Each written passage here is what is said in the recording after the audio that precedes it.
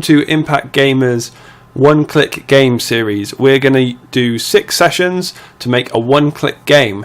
Now, one-click game is one of the most basic games there is. You only have one button to press, so a one-button game, or one click in our case, because we'll be using the mouse to test it. I'll show you an example. We had this helicopter game in an older computer of mine, and you click and you go up and you let go and you go down, and you have to navigate through the caves as it gets harder and harder and faster and get through that.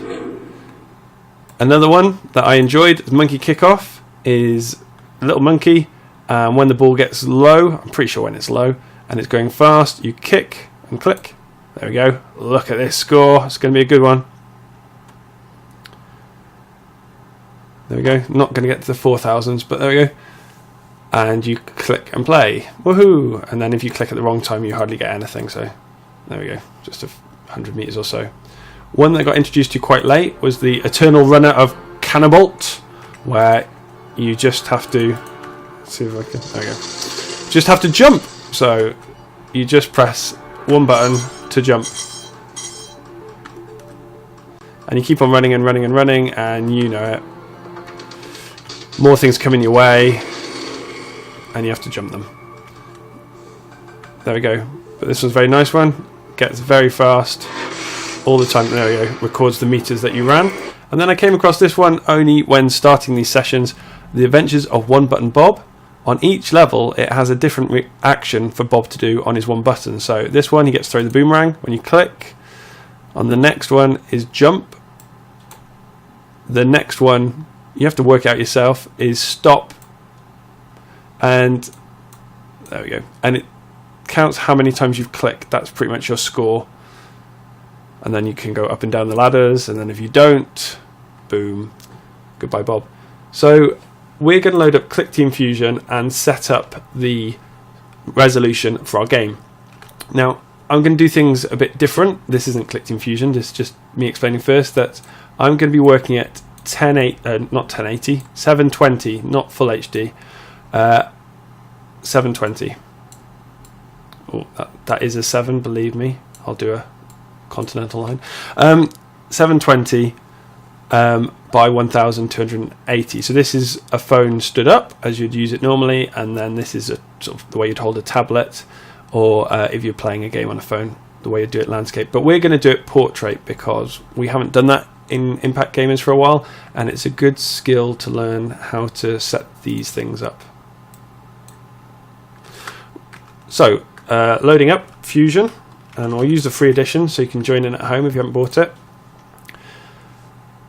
We're going to start a new application, but before that I'll just turn on a magnifier. New application, and we're going to go straight away and click on the application and change its window properties. If you haven't got this properties window, you'll find it in View, Toolbars, Properties, or Control and D to get it back on. And we're going to click on the window properties and change the size. Click on the numbers. We can change it to 120. Oh no, we're not. We can change it to 720 by 128. So we're doing the width by the height, always going along before up. You crawl before you walk, my math teacher used to say. Would you like to modify the frames to match the application? Yes. So that saves us. If that didn't work, we'd have to click on frame and fill in the size there manually.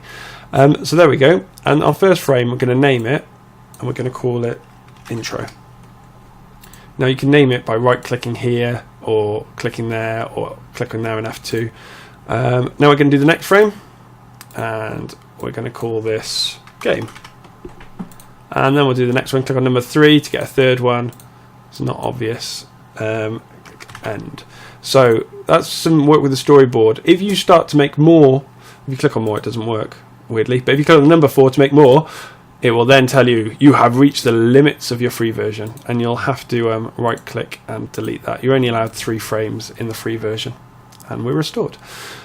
Now all of these, if I double click to go in and zoom out, all of these will just be blank, and they'll all look the same, and just for today I want them to look different enough for me to know what's happening. So I'm going to click on the frame here and change its background color.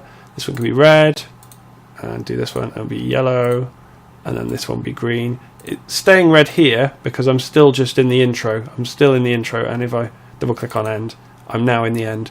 So it's something to be really aware of, what frame you're on, because dependent on what frame you're on will be dependent on which events you have for your frame.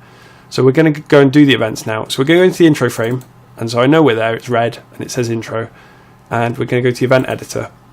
A new condition, to click on the words, don't just click anywhere, you need to click on the words. New condition, click on the mouse and keyboard, the mouse, use the clicks, left single click is what we want, and that will be the same as on a web page if someone clicks, or when it's an app it will be the same as someone tapping the screen. So user clicks with left button. Now we right click underneath this storyboard controls in this box here, right click to do an event. We just want to go to the next frame and double click on the game and go to its event editor. You can right click and jump to its event editor, do it either way. New condition, just make sure you are in the game rather than the end one. Mouse and pointer, the mouse, user clicks, OK, right click under storyboards, next frame. Now going to the end frame and the event editors, new condition, the mouse, user clicks, left single click, now right click. Now that we could say next frame, it would just end the application. There isn't a next frame, so we want to not restart the application because that will reset our score, and I want to hold on to the score for when we make the game to allow a high score. I want to jump to frame, so I'm just going to jump to frame 1. Now if we run our application, you can see we can cycle through. Now if you click quickly, you'll see I'm actually double clicking, and double clicking won't actually change it. So if I click and then click again, I did it a few times, it won't change. So single click, so you won't be able to pulse through these quickly. You just click, click, click, and you'll get through them. And that's just to get the cycle going, because next session we're going to add the events into the game to make an actual game, but we just want to make sure that we can go from the beginning here all the way to the end and back to the beginning again. As you can see, I'm not seeing that all of my frame. This looks more like a square than it does here, and I can demonstrate that by just shoving something in. I'm going to shove in an active object. You don't need to do this. This is just a demonstration. If I stretch this out, you can see that it's got points at either end, and if I run my application, my screen's not big enough to show either end. To solve that, I'm going to click on the application, go into its window, and at the very bottom I can resize to fill the window size, and I can anti-alias it as well, which means that it blurs any edges that are getting jaggedy, but I don't mind about that at the moment.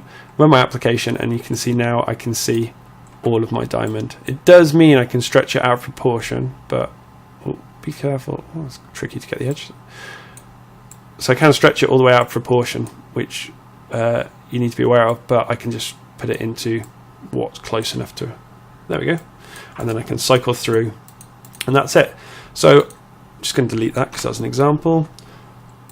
And I'm going to name my game. I can press F2, I can right click and rename, I can click wait and click, or I can go into the about properties, and I'm going to call it one click. And you will see when I go to, can't even spell, one click. And when I go to save, I'll save as, make sure you save it. You can see I've already got one. I'm going to just save over it. Yes. There we go. And that's it for the first session. Next session, like I say, we'll be working on the actual game, and so it'll be much more exciting. So I'll give you a few examples. I'm going to give you 4 examples, and then the final session I will show you about keeping the score going and keeping a high score going. Okay, see you next session.